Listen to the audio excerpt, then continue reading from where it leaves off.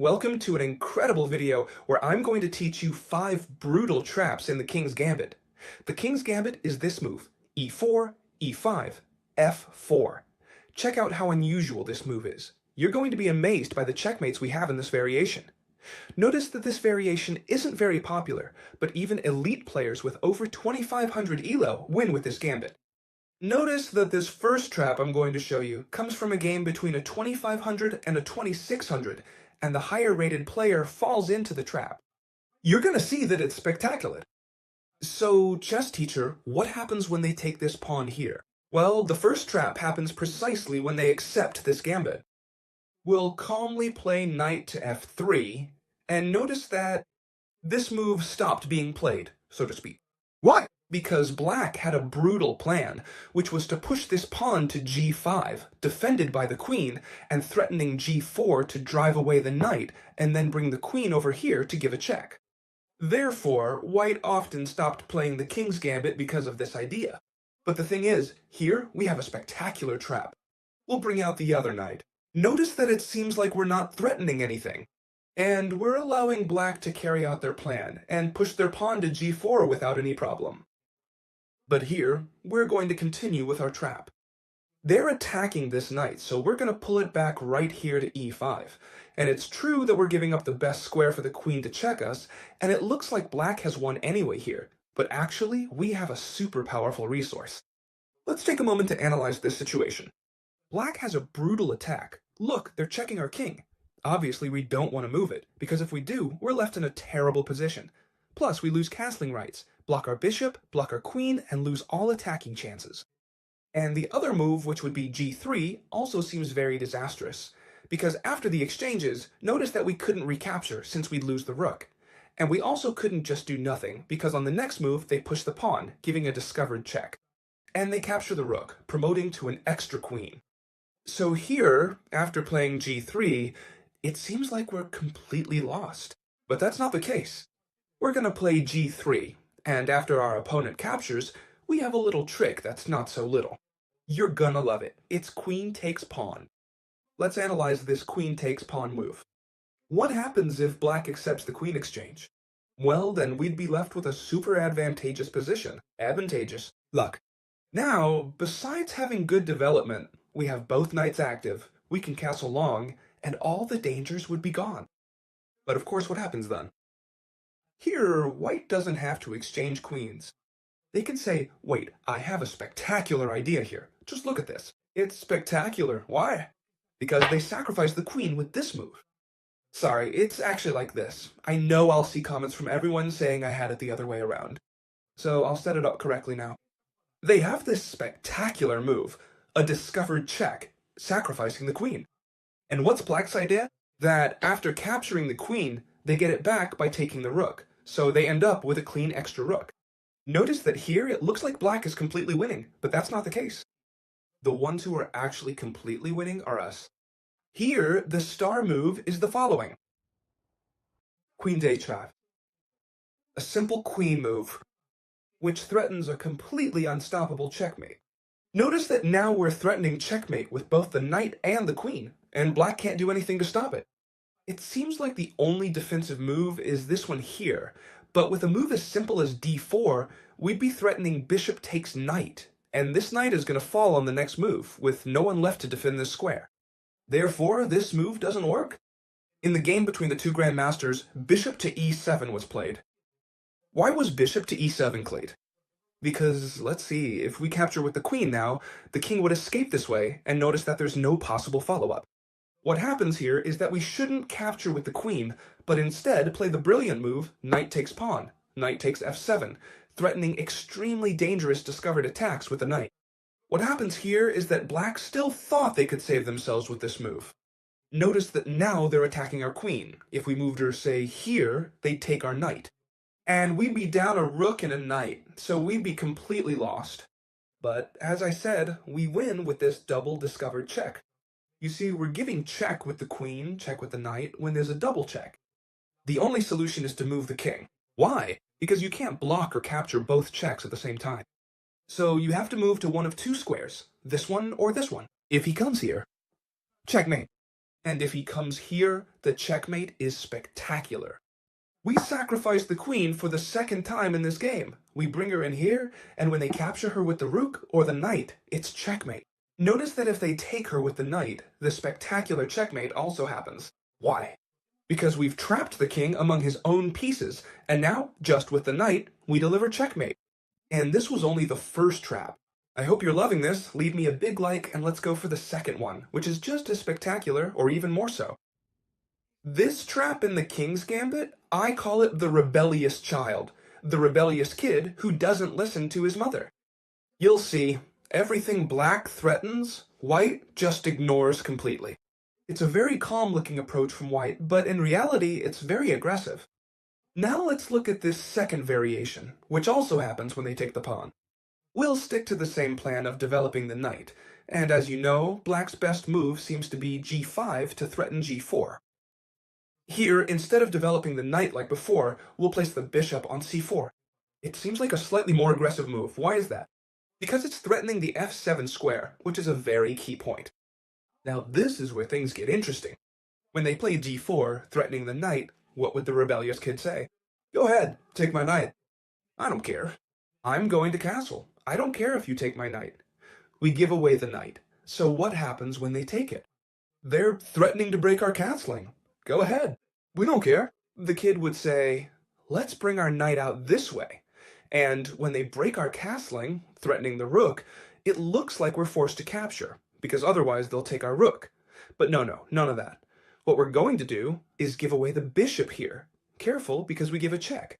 It's a sacrifice to attract, because we want to draw the king toward the center. Why do we want to draw the king in?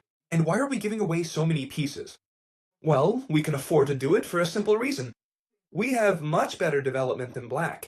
We have a queen aiming at a rook that can come in, a knight that can jump in, so we're in a much better position. Notice now that we have rook takes pawn, check, and if the king tries to escape, there would be an immediate checkmate with the queen. Therefore, the king shouldn't run away, but instead has to try to defend himself with his pieces.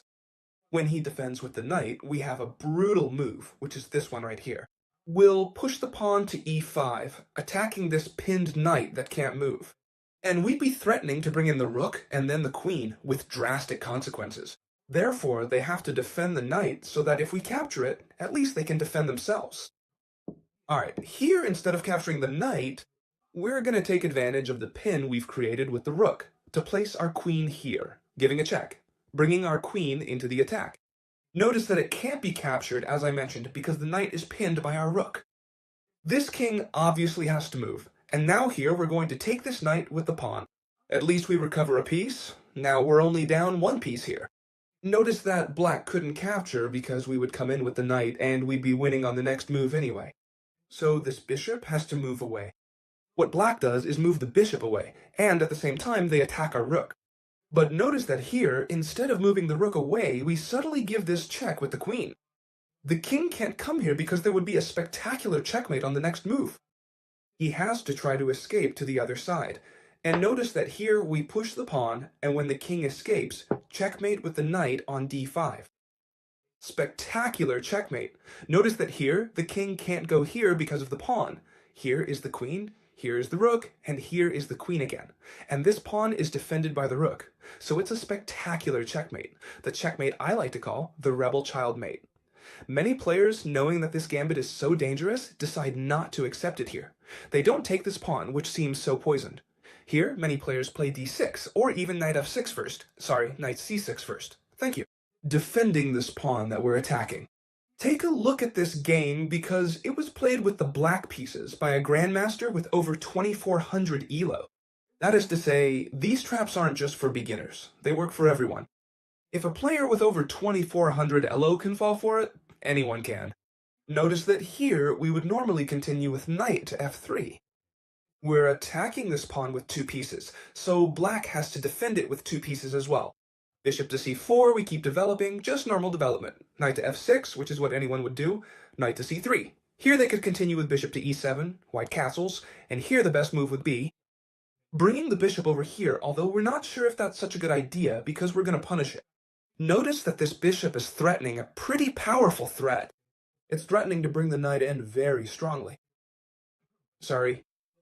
The thing is, now we always have the move h3 available, which forces this exchange that would benefit you a lot. Give me a good, cause I've been talking for half an hour. You already know it takes me quite a while to record these videos and I lose my voice for all of you. So give me a good, just like I was saying. This exchange would benefit us a lot. Why?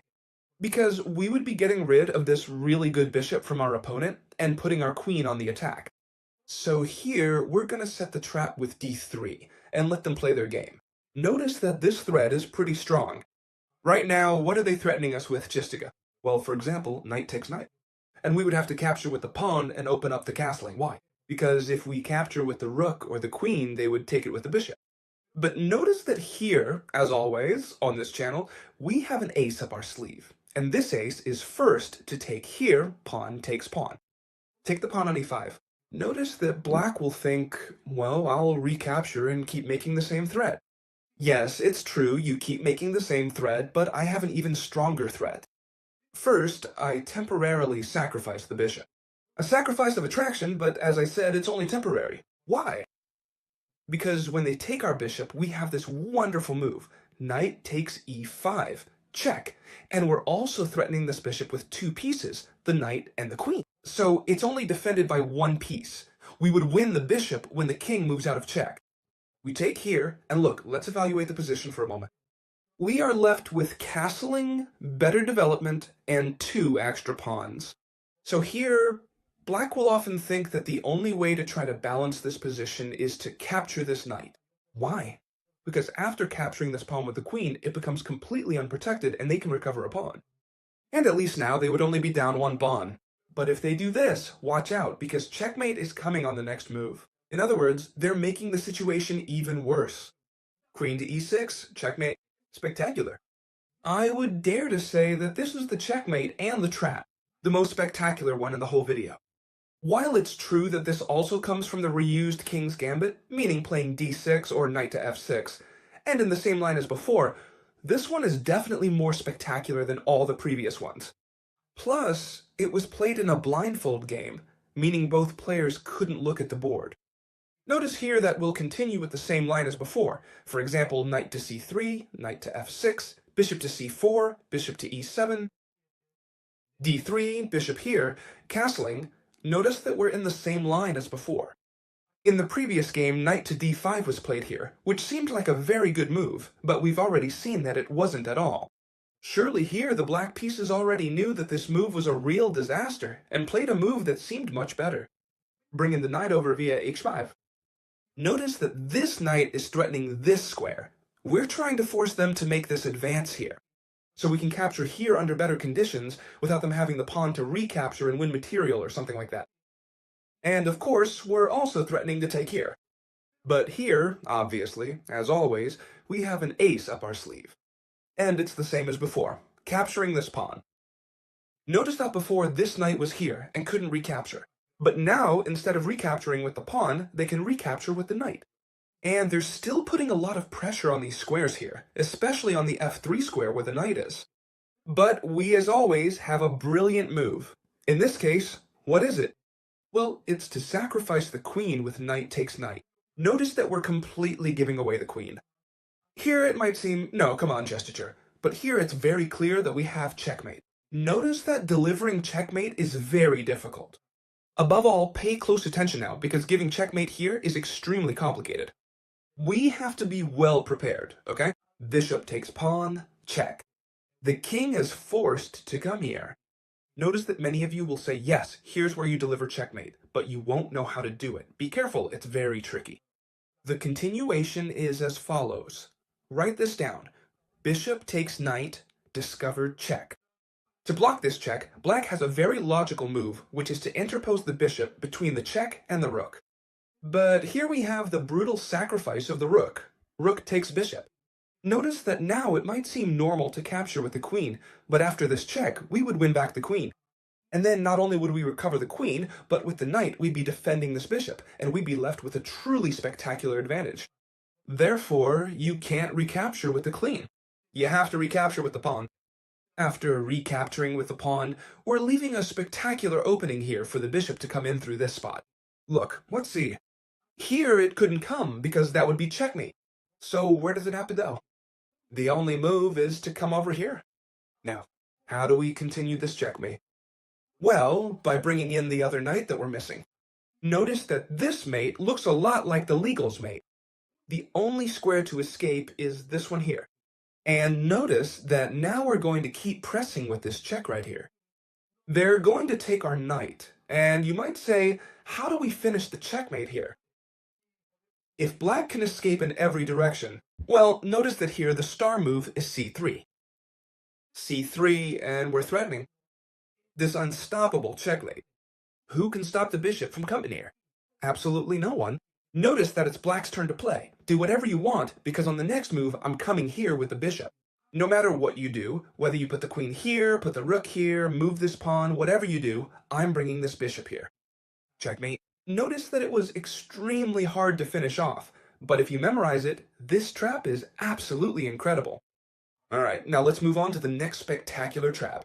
And, well, if you've made it to this last trap, it's because you're a loyal follower, and I'd love for you to let me know in the comments. You know, I reply to everyone, and I love seeing who makes it to the end of the videos, so if you're here, I'd love to reply to you in a comment.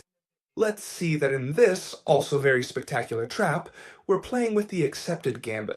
We'll continue with knight to f3, g5. You already know that's the most popular and best line for black, in quotes. Here we'll continue with bishop to c4, like in the first trap, do you remember? Sorry, the second one, where we play bishop to c4, they attack our knight, and we just ignore it. It's similar to the spoiled child trap, remember? Here they take our knight, but instead of giving everything away, this time we actually capture this pawn. In quotes, we end up a little bit better. Why? Because we have these two pieces attacking here along with the bishop. The only thing separating them is this pawn, which they have to defend no matter what. For example, with the bishop. Here we're going to play d4, putting even more pressure with the pieces we still have, like this bishop attacking here, for example. And here, what black can do, for example, is keep developing and attacking this d4 square. For what? To attack the queen, to attack this point. And we say, if you really want to take here, then go ahead and take here. We're just going to develop the knight, which seems harmless. If they take here, what will happen now? Well, obviously our star move of the video is coming, which is bishop takes f7, the classic bishop sacrifice, luring the king out, and now we'll come in with the queen. Check, we bring in the queen, the king has to move aside, and now we will take this pawn with the bishop. Notice that we're threatening to move the bishop away and bring the rook in here, checkmate. So black doesn't have much of a continuation here. For example, if they take the bishop, which seems like the best move, after rook takes, they have knight here attacking the queen, but we'll give this check here. The king can move here, but we can't capture yet because it's defended by the queen. However, we bring the other rook into the attack, and now the consequences are absolutely disastrous. Black obviously has to resign here. But in this game, black tried to fight a little longer by playing queen here, capturing this knight. White gives check, and black can't recapture because it would be almost checkmate. The king escaped this way, and now, thank you. The knight jumped into the attack, going after the queen. The queen captured the pawn, and obviously here we have 1,001 ways to finish the game. If you want, leave me a comment with the best continuation you can find, or what you would play in this position. Of course, I'll reply to you as well. I hope you enjoyed this video. Leave me a big like, because I put a lot of effort into this, and I'll see you in the next video. Goodbye, friends!